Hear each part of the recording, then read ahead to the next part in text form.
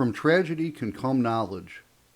Today we're going to discuss one of the deadliest law enforcement gun battles in modern times and take the lessons learned from it and apply them to concealed carry permit holders. So let's get to it. Hey, you scallywags. Welcome to our Pirate Talks Guns podcast. I'm your host, John Sello, the president and lead instructor at the Tactical Pirate. Sit back, relax, and enjoy the show. On April 11th, 1986, in Miami, Florida, Federal Bureau of Investigation agents attempted to apprehend two suspects in a series of bank robberies. The vehicle pursuit and wreck escalated to a gunfight in which 2 agents were killed and 5 were wounded. The suspects were also killed. The tactics and weapons employed by the FBI and all of law enforcement would see dramatic changes as a direct result of this gun battle. Now, anyone who has gone through a police academy or an officer survival course is going to be very familiar with the incident we're going to discuss. It's widely cited and used to teach a variety of subjects, from tactics to guns and ammunition. The Miami Shootout has been dissected ad nauseum in the 37 years since it occurred. Rather than do that again, we're going to focus on some of the many lessons learned and how they apply to civilian concealed carry permit holders and other civilian uses of guns in self-defense. Now, if you're not familiar with this incident, here's a quick recap of what led up to the shootout and what transpired. The chain of events was a complex web of criminal activity and law enforcement investigations. From the initial identification of Maddox and Platt as suspects to the ensuing pursuit and eventual confrontation, a series of factors influenced the intensity and outcome of the encounter. Beginning in 1985, 2 former military policemen, Michael Platt and William Maddox, embarked on a crime spree, starting with the murder of Emilio Brielle for his vehicle. Using this vehicle, Platt and Maddox attempted to rob an armored truck that was making a delivery, fatally wounding one of the guards but getting no money. A few weeks later, the pair robbed a bank and made off with approximately $41,000. A month after that, they robbed an armored truck, wounding one of the guards and escaping with $54,000. In March of 1986, they robbed and shot Jose Collazo, taking his black Chevrolet Monte Carlo. Collazo survived the attack and was able to provide a police artist with a description of his assailants, as well as information about his car. A week after robbing Collazo, the pair robbed the bank where they had earlier robbed the armored courier. The FBI had been trying to locate the suspects, whom they had yet to identify as Platt and Maddox, since the first bank robbery. They knew that the same weapon had been used in the attacks, as expended cartridges had been recovered and matched to the same .223 caliber rifle.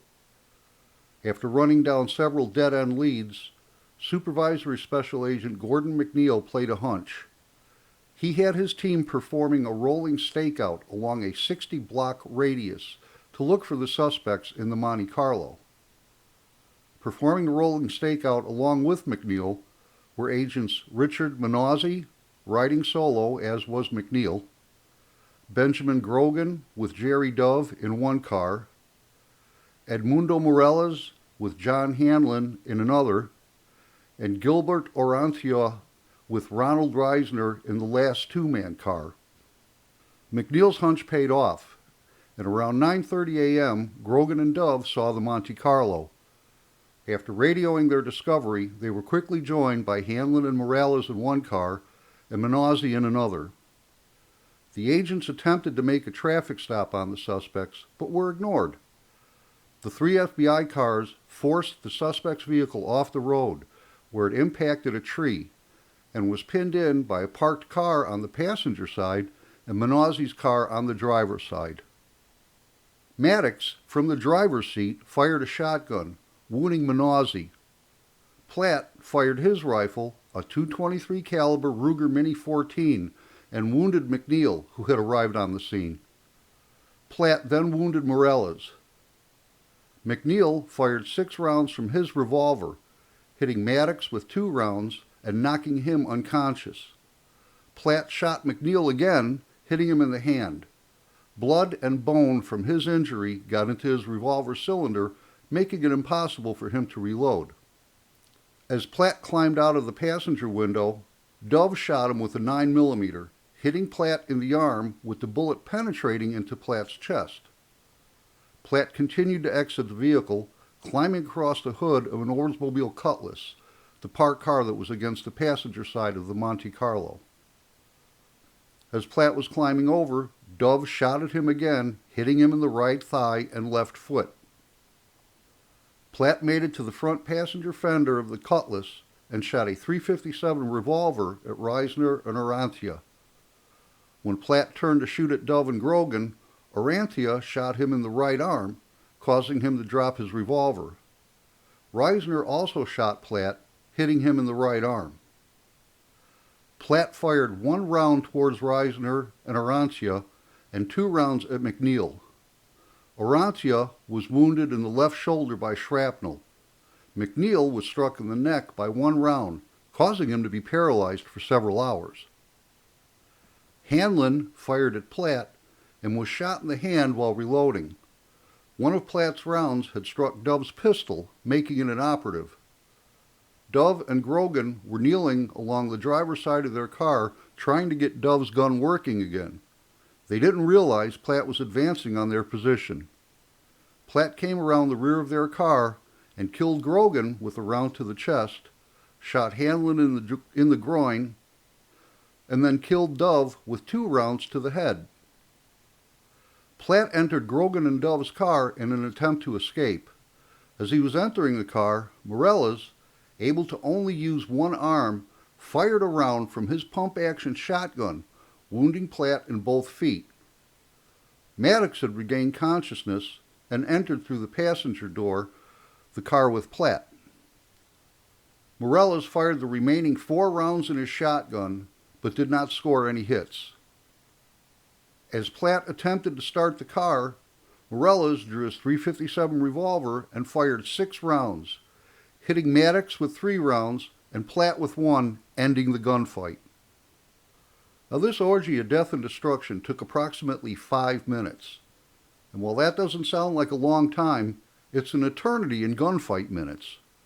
In that time, 2 agents were killed, 5 were wounded, and 2 bad guys took the room temperature challenge prize they so richly deserved. In that 5 minutes, a total of 104 rounds were fired. And now that you have a grasp of the timeline and events, let's discuss some of the lessons learned and how they apply to civilian concealed carry permit holders. Now, bear in mind, some of the findings are still hotly disputed decades after the shootout. Now, the shootout's location played a crucial role in shaping the tactical dynamics.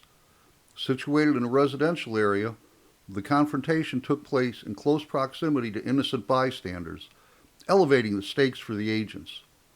The spatial constraints posed unique challenges, necessitating a balance between minimizing collateral damage and neutralizing the threat. Remember, bad guys and gals aren't operating under the same constraints that we are. They're prone to fire indiscriminately without regard to innocent bystanders. And while you can't always pick the location for your gunfight, you can influence the angles to minimize the risk to innocent bystanders. Weather conditions are an often overlooked factor that can significantly influence the outcome of tactical operations. In this case, the Florida heat and humidity compounded the physical and mental strain on the agents. The oppressive weather conditions added an additional layer of complexity, underscoring the importance of adaptability and endurance in high-pressure situations. Heat and cold can affect your performance in a gunfight in a variety of ways, from something as simple as perspiration making your grip slippery to trying to draw your gun from under multiple layers of clothing. This is why training in all weather conditions is important. It's the only way to determine what actually works and what you're really capable of. Agents engaged in the FBI Miami shootout encountered numerous tactical considerations and challenges. The suspect's formidable firepower and tactics presented an obstacle for the agents.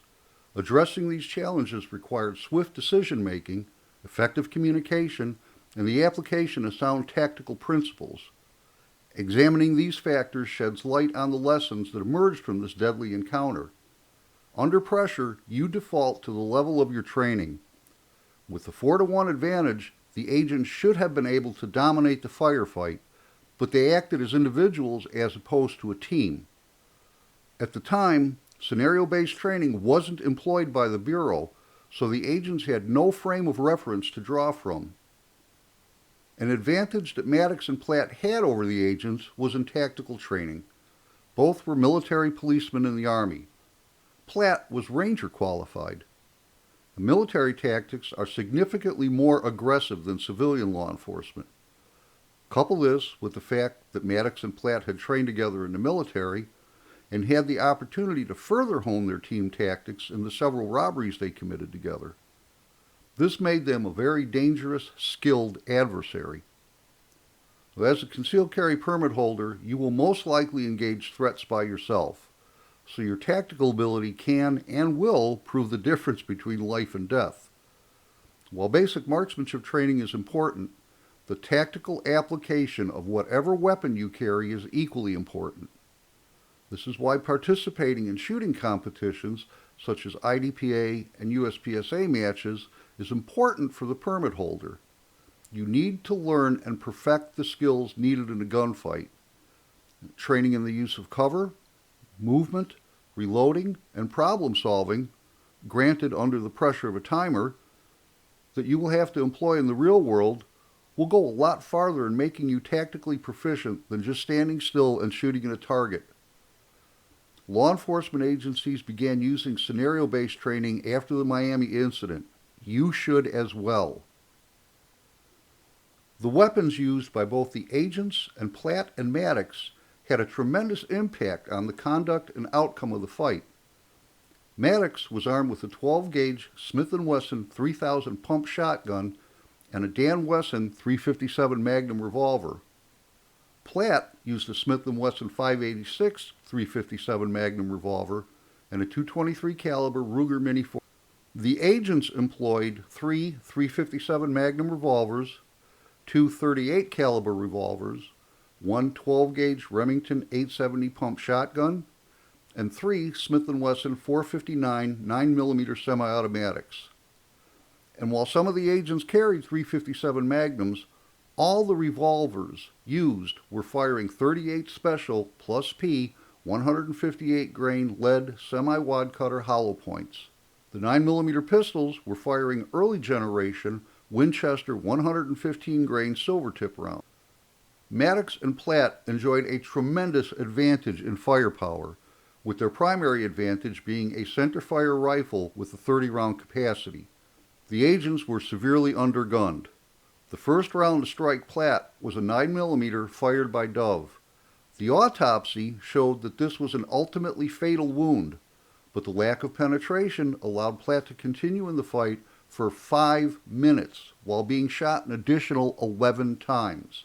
One of the revolvers and one of the semi-automatics used by the agents were taken out of commission during the battle. McNeil's revolver was disabled by blood and bone, making it impossible to reload. Dove's pistol was hit by one of Platt's rounds, striking the slide and frame junction, disabling it. Now the takeaway for concealed carry permit holders is to have enough gun loaded with effective ammunition.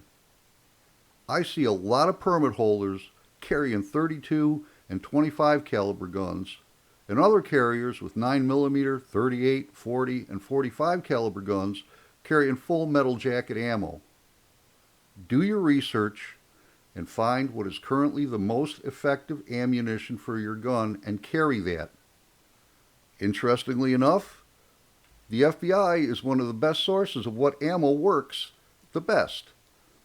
At the time of the Miami shootout, the FBI bought ammunition strictly on price. The dismal performance of the ammunition used in the shootout caused the Bureau to open the Ballistic Research Facility. Since its conception, it conducts tests on ammunition submitted for approval. Some of the metrics measured are penetration, expansion, muzzle and terminal energy. These days, the caliber and ammunition carried by the Bureau is what the facility has determined is the best performing. Let's take a quick break here so I can tell you about where you should get your next AR-15. I want to take a minute here to tell you about a veteran-owned business right here in South Carolina. Fort Mill Firearms builds custom modern sporting rifles, the AR platform we all love. They build their guns one at a time, giving you a quality firearm without the Gucci prices. They'll work with you one-on-one to build a rifle that fills your specific needs, be it hunting, competition, range toy, or defensive gun. Quality parts, outstanding customer service, attention to detail, and fair pricing. What more could you ask? Give them a call at area code 803-509-0100. I'll put the rest of their contact information and web address in the show notes. Situational awareness is critical. Dove and Grogan were killed by Platt while attempting to get Dove's pistol back in operation. They were so focused on this task in the middle of a gunfight that they didn't see Platt advancing on their position. Situational awareness in a gunfight is of paramount importance. Being taken by surprise by an opponent will always end badly for you. Never develop tunnel vision on anything, and always expect there to be more than one aggressor. Keep your head on a swivel and address each threat in tactical priority. A gun safety in the middle of a gunfight isn't something that gets a lot of play in training, but it is always important. At one point during the firefight, Morales realized that his Remington 870 shotgun was pointed at another agent's back as he ran. He raised his barrel skyward to avoid flagging his partner. They say that amateurs practice until they get it right, but professionals practice until they can't get it wrong. In other words, practice the 4 rules of firearm safety until you can't break them. Understand that, even if it isn't your first gunfight, you're going to process things differently. Stress can cause temporal distortion, giving you the sense that things were happening in slow motion, a condition called tachypsychia. You may experience auditory effects, with some sounds muffled, some amplified, and some completely unheard. You may also experience visual effects like tunnel vision and target fixation. If you're forewarned about these common effects, then they are less likely to be distracting or disturbing when experienced during an emergency.